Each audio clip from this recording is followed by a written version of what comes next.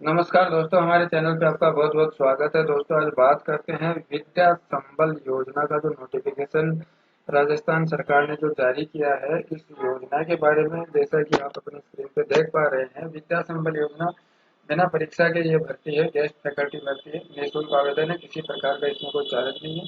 तो इसका आवेदन आपको जो करना है, उसके रिगार्डिंग जो नोटिफिकेशन जारी किया गया है, उस नोटिफिकेशन से संबंधित जो सूचनाएं हैं वो आज के इस वीडियो में आपको देने जा रहे हैं। जैसा कि आप अपनी स्क्रीन पर देख पा रहे हैं, आयुक्तालय कॉलेज शिक्षा राजस्थान जयपुर के द्वारा ये जो नोटिफिकेशन है ये जारी किया गया है, जिसमें विषय बताया गया है 17/2026-27 में विद्या संबल योजना के अंतर्गत अध्यापन कार्य हेतु गेस्ट फैकल्टी को आमंत्रित किए जाने के संबंध में।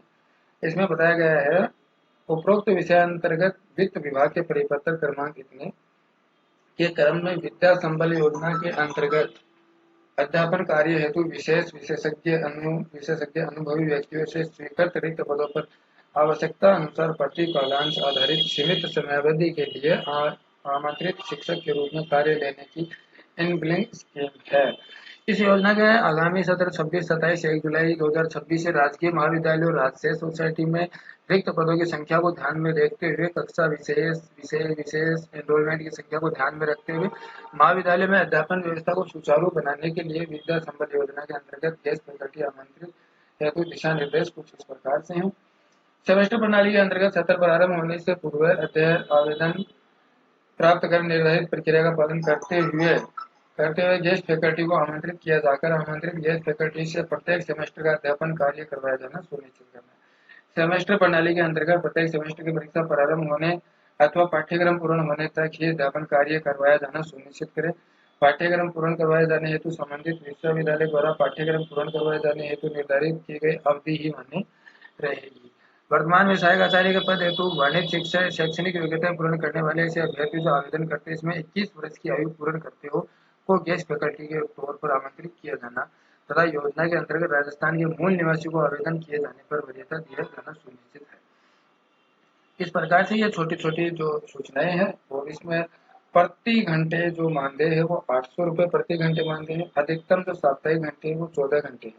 सेमेस्टर की परीक्षा प्रारंभ होने, पाठ्यक्रम पूर्ण होने अथवा विश्वविद्यालय द्वारा पाठ्यक्रम पूर्ण करवाए जाने हेतु निर्धारित अवधि में इनमें से जो भी पहले हो तक इसका जो कार्यकाल है वो रहने वाला है। प्रत्येक 50 कालांश पर उन्हें मानदेय का भुगतान किया जाए। साथ ही कार्य पूर्ण होने पर अंत में जितने कालांश किए रह गए, 50 कालांश कम होने की स्थिति में उतने कालांश का भुगतान किया जाए।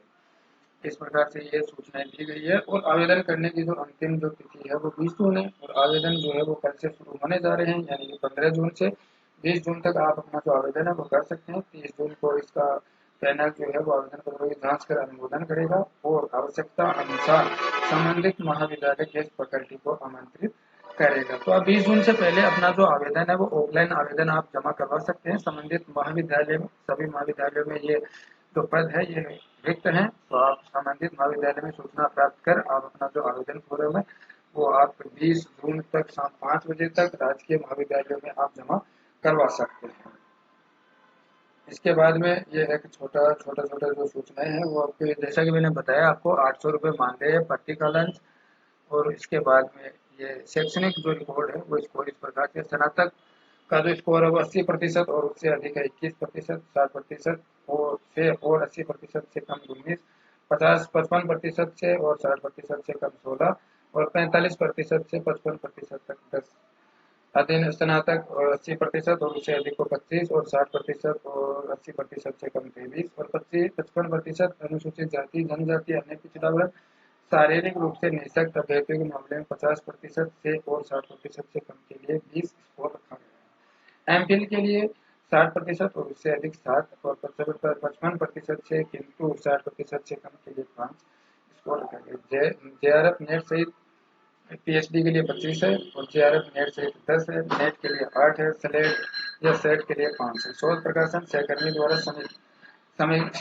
समीक्षित अथवा विश्वविद्यालय अनुदान आयोग द्वारा सूचीबद्ध जर्नल में प्रकाशित प्रत्येक शोध प्रकाशन हेतु 2 अंक यानी कि टोटल स्कोर 6 अंक।